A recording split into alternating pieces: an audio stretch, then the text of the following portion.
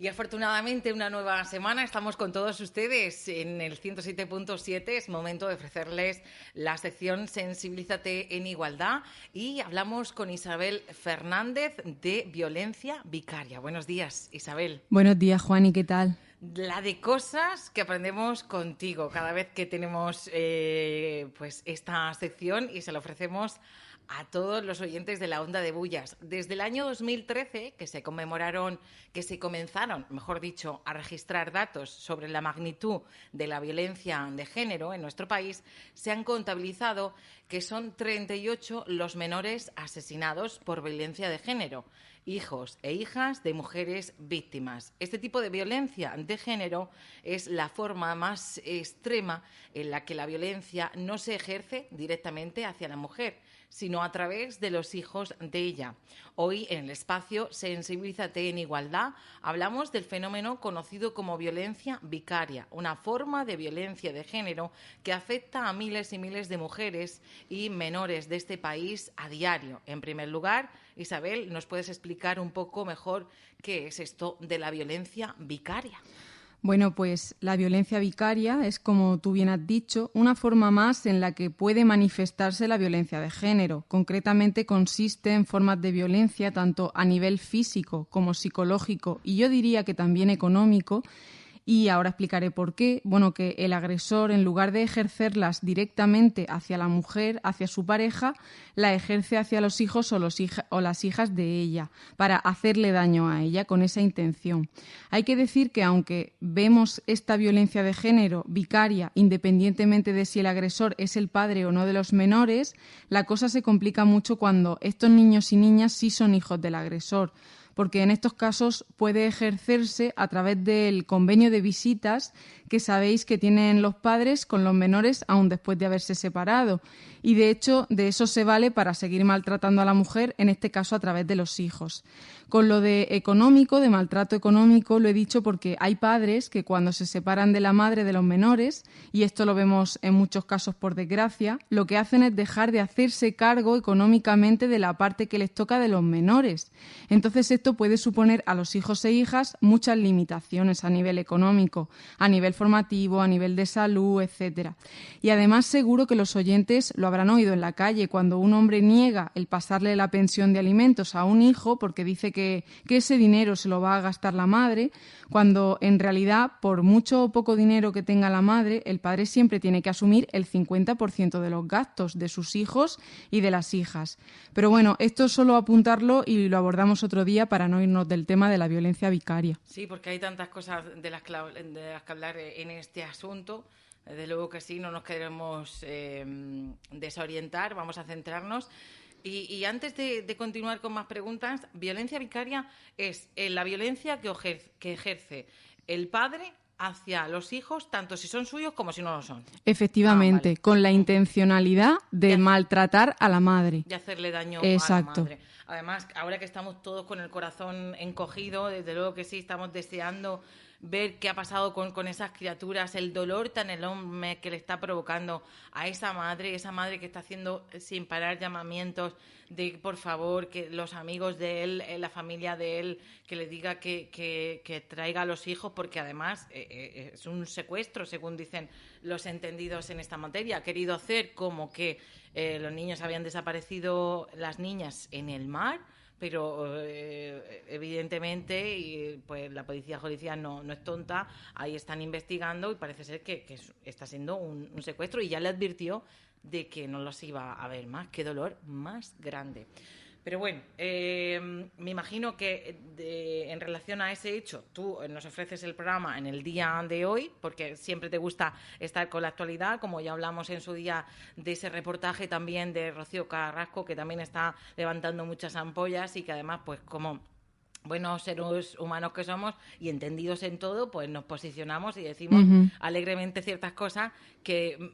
Para decir esas cosas más vale a veces que si las desconocemos estemos callados, porque lo único que provocamos es daño. Y justo que me estabas diciendo no vamos a desvincularnos del tema y me he ido. Siempre nos pasa. Nos centramos y pues quizá muchos oyentes se están preguntando que aunque no haya agresiones directas del padre o de la pareja de la mujer hacia los menores, el hecho de que estos tengan que presenciar violencia en la casa hace que también sean víctimas, me imagino, ¿no? Claro, mira, por suerte, en el año 2015, que hace nada, se aprobó en el Parlamento una ley que ya reconocía a los hijos e hijas de la mujer víctima como víctimas directas o supervivientes directos, como nos gusta llamarlos, aunque ellos no hubieran recibido directamente agresiones ni físicas, ni psicológicas, ni de cualquier otra índole. Es decir, solo por presenciar la violencia y por las repercusiones que eso lleva en su salud mental, física y en el desarrollo y en su futuro, pues son víctimas porque les está afectando.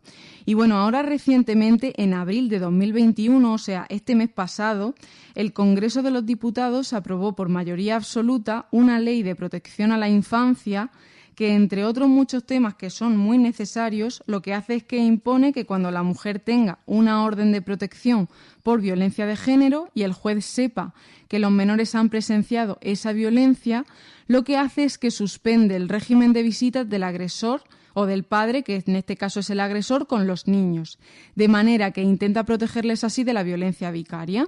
Ahora también te digo que falta que empiece a aplicarse, porque esto sería quitar de en medio, pues la verdad, honestamente, la mitad de los casos en los que el maltrato sigue, porque el agresor sigue viendo a los niños sin que ello conlleve ningún beneficio en este caso para ellos.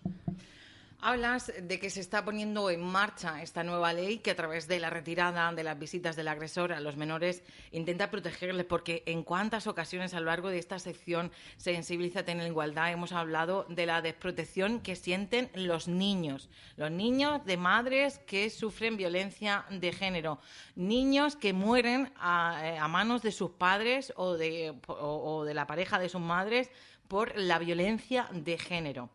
Pero como bien decíamos anteriormente, y viendo las noticias y centrándonos quizá también, aunque sea un poco por encima, el caso de las dos niñas pequeñas desaparecidas junto con el padre en Tenerife, una vez más, en cuanto a violencia de género, ¿llega este tipo de medidas tarde? Claro, llega tarde, y no solo por casos tan extremos como este, del que estamos hablando y del que está tan en actualidad, o por los 38 hijos asesinados por maltratadores de violencia de género que llevamos registrados desde el año 2003, sino porque pensad que son miles y miles los niños y niñas en nuestro país que se tienen que ir los fines de semana con sus padres sabiendo y habiendo sido testigos directos del maltrato que ese padre ejerce hacia la madre y con el daño que eso te provoca, esa desprotección de la que tú hablas, Juani. Totalmente, se me encoge el corazón, sin lugar a dudas. Y por acercar un poco a los oyentes la situación tan difícil que pueden estar pasando esos niños y esas niñas que presencian la violencia de género en sus casas todos los días, ¿qué repercusiones tiene o puede tener sobre ellos? Bueno, pues por una parte ya el hecho de que tú en casa, aunque no recibas agresiones directas, pero estés viendo que tu padre, que se supone que es una figura referente, que te tiene que dar un ejemplo, que tiene que protegerte para que luego seas un adulto sano, pues veas que está agrediendo física y psicológicamente a tu madre, que es otra figura referente que te tiene que cuidar y proteger, pues eso ya pues de base tiene una repercusión en la salud mental del menor a corto plazo. Vemos desde trastornos de ansiedad, insomnio, somatizaciones, depresión, déficit de atención, alteraciones del comportamiento, del sueño, estrés postraumático, etcétera. Luego, la situación de miedo y de vulnerabilidad que te genera el ver esa violencia hacia tu madre. Y muchas veces vemos que, por desgracia, han sido los hijos los que han pedido ayuda a gritos o han llamado a la policía o a los vecinos o han tenido que ponerse por en medio para defender a sus madres. Y luego tenemos una repercusión brutal que la estamos viendo en los medios de comunicación, retomando el caso de Rocío Flores, de la hija de Rocío Carrasco, que ha sido alienada totalmente por el padre, hasta el punto en que la chica está totalmente secuestrada psicológicamente por él, habiendo llegado a odiar al extremo a la madre y habiendo incluso, agredido, le pegó una paliza, la amenazó, le puso una denuncia falsa e intentó que a su propia madre la metieran en la cárcel.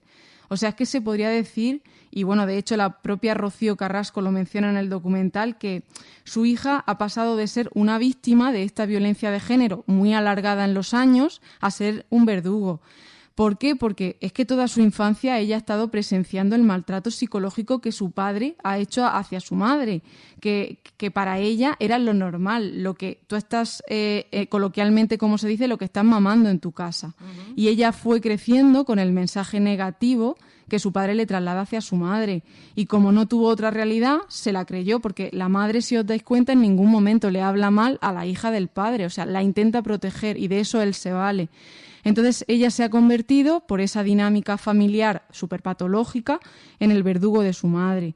Y esta es la forma, yo diría, más extrema y más inhumana que desde mi punto de vista hay de maltrato, porque va contra la propia naturaleza que tenemos los seres humanos, de que cómo agredes tú a tu propia madre. Es contra natura total.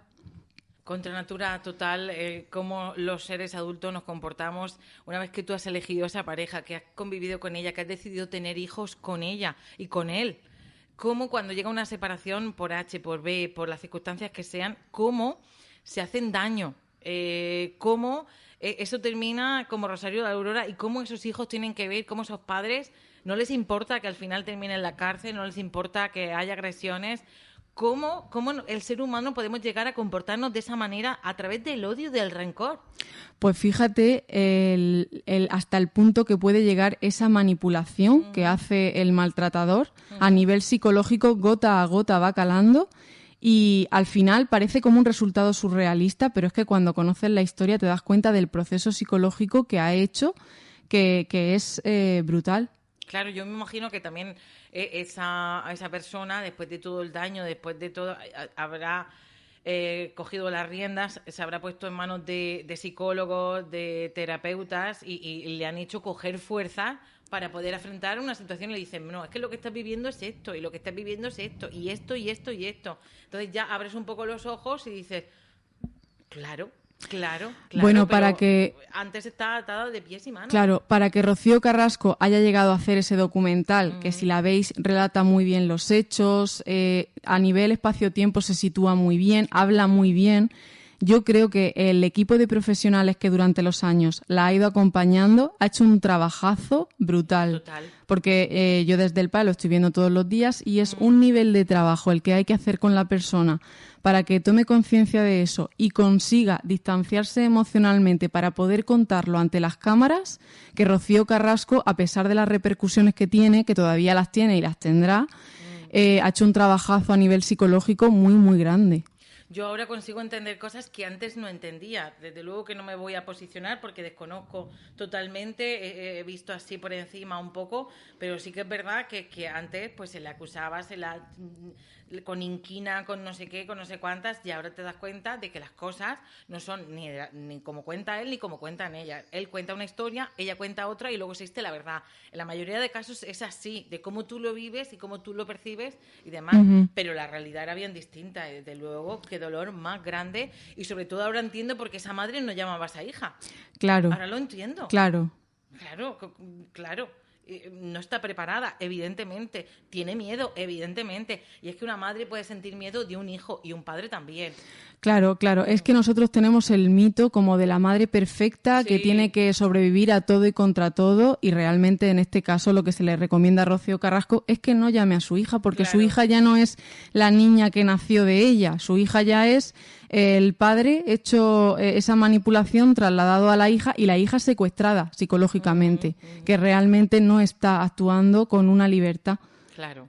Es que idealizamos tanto las figuras, la paterna, la materna, la de los hijos. Pensaba, el día de la madre perfecta. Yo recuerdo que el otro día en un espacio lo decía. Hay madres muy buenas, pero hay madres también muy malas. Y hay padres muy buenos y padres muy malos, igual que los hijos. Claro, es que no nos convertimos en héroes o en heroínas cuando nacen nuestros hijos, sino que al final somos la madre o el padre que podemos y que sabemos ser. Exactamente. Y en las madres, por este machismo que tenemos en la cultura, se nos están colocando muchas exigencias.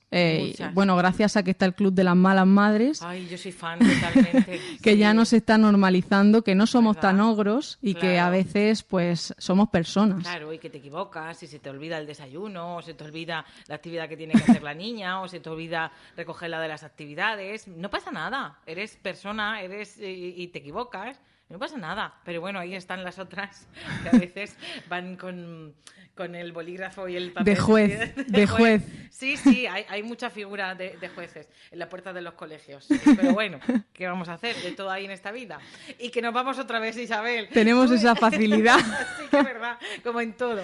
Bueno, pues ahora que estabas mencionando, Isabel, el tema de Rocío Flores, esta chica puede llegar pienso, recapacito, me hago una pregunta, ¿puede llegar a vivir una vida satisfactoria, plena y estar sana desde el punto de vista psicológico de esta realidad familiar? Yo pienso, ¿cómo esta persona puede estar cuerda? ¿Qué tiene que sentir al ver la realidad y ver lo que está sucediendo? Es que no, porque esa alienación que ha hecho el padre la ha hecho para hacer daño a la madre, pero a la hija la ha destrozado por el camino, la ha dejado totalmente sola, porque la ha puesto en contra de una de las dos figuras más importantes para un niño o adolescente, que es tu madre. Y quien lo ha hecho además es el padre, que es la otra figura. Entonces, ahora no tiene a la madre porque la odia y realmente lo que recibe de la otra parte es una agresión psicológica. Con lo que tampoco se puede considerar que tenga al padre porque el padre no le hace bien.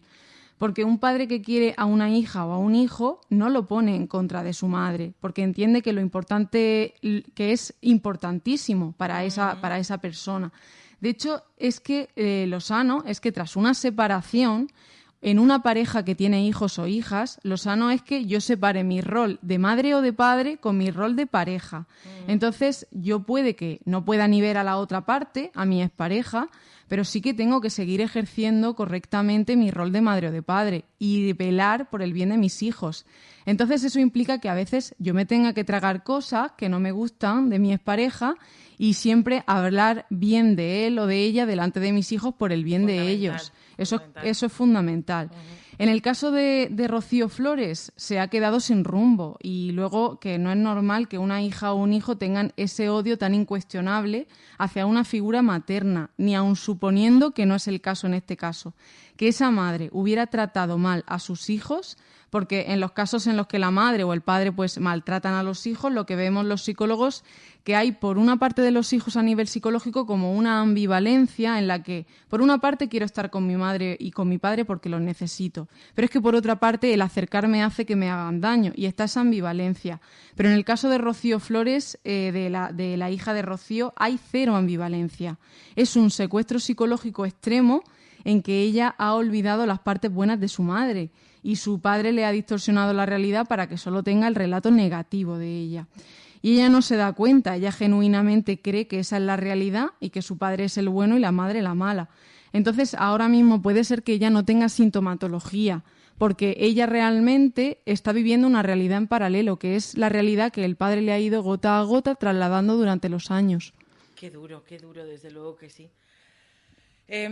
Ya casi para finalizar, estamos hablando de un tema que es tan duro que nos puede resultar incluso hasta surrealista. De hecho, yo veo las imágenes, lo veo a él, veo a ella, veo los niños, incluso el otro niño que también tenía pues muchos deseos de estar con la madre y que al final pues también hizo una especie de secuestro, si esto es así lo que ella dice.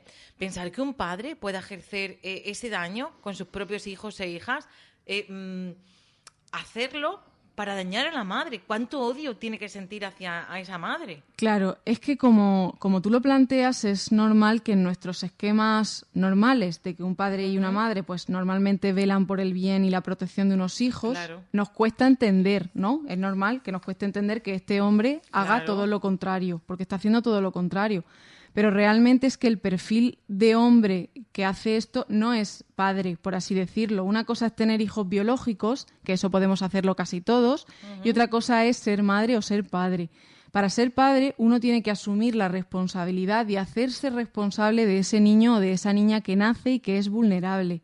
Y habitualmente estos perfiles de hombre que maltrata son hombres narcisistas que no pueden hacerse cargo de las necesidades de nadie porque están todo el tiempo pendientes de satisfacer las suyas propias y sus propios deseos y ejercen la violencia de género como una lucha de poder para someter a la mujer bajo su poder.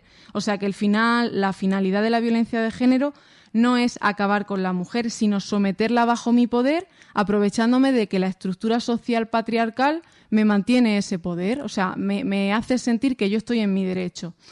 Suelen ser perfiles que no empatizan con los hijos, ni siquiera se paran a reparar en el daño que hacen y al final solo están pensando en sí mismos. Es como que utilizo al hijo como un arma para satisfacer mi necesidad de imponer poder sobre la mujer. Y que, como tú dices, pues cuesta mucho hacerse a la idea de esto que estoy contando. Total. Y, de hecho, yo misma, que he hecho la formación, que lo estás viendo todos los días, y a veces te paras y dices, madre mía, pero ¿de verdad que esto está pasando en el mundo a día de hoy? Pues sí, porque lo estás viendo los casos que son reales y las mujeres y los niños que lo están sufriendo. Totalmente, y además que siempre, y a lo largo de todos estos años, siempre es Antonio David Flores.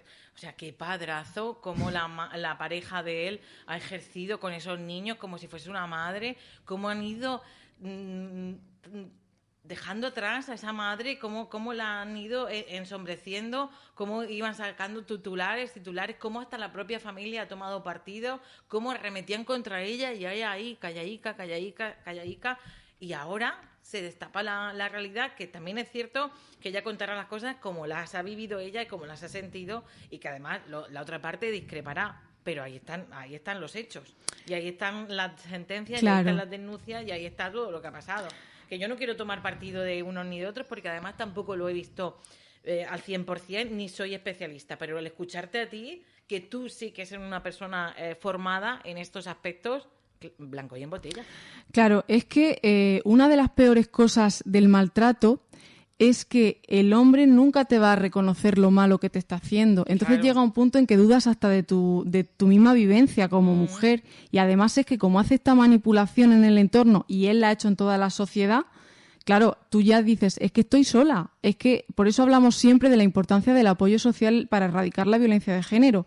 Porque si el apoyo social, si la gente no se posiciona a creer a Rocío Carrasco, que al final está siendo la cara de miles y miles de mujeres maltratadas, pues claro, es que estoy sola, es que la sociedad no me cree, es que mi propia familia a veces se pone de parte de él. Totalmente. Entonces esa es una de la peor parte que tiene la violencia de género. ¿Cuántas veces ella piensa a sí misma, seré yo, tendré yo la culpa, me estaré volviendo loca? Porque además te lo dice en algunas ocasiones, hablando de maltratadores, pues te dice, eres una celosa, eres una paranoica, te estás volviendo loca, ves cosas donde no son, estás tergiversando y demás.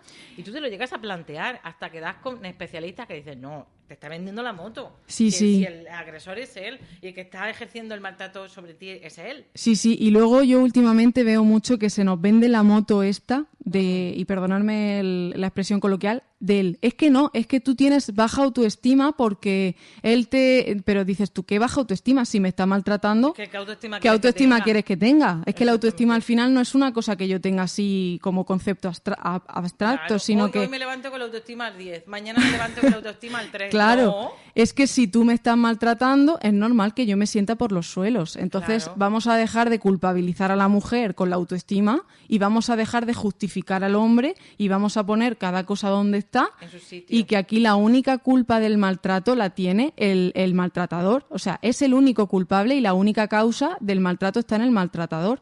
Todas las repercusiones que tenga la mujer tenemos que tomarlas como consecuencia de ese maltrato, no como algo malo que tenga la mujer y que la lleve a ser maltratada.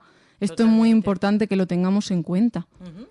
Bueno, pues hoy hemos hablado de violencia vicaria, esa violencia que el hombre ejerce hacia la pareja de su mujer, hacia los hijos de la pareja de su mujer, que pueden ser también suyos o que puede ser que no lo sepan, que no lo sean, que no lo sean.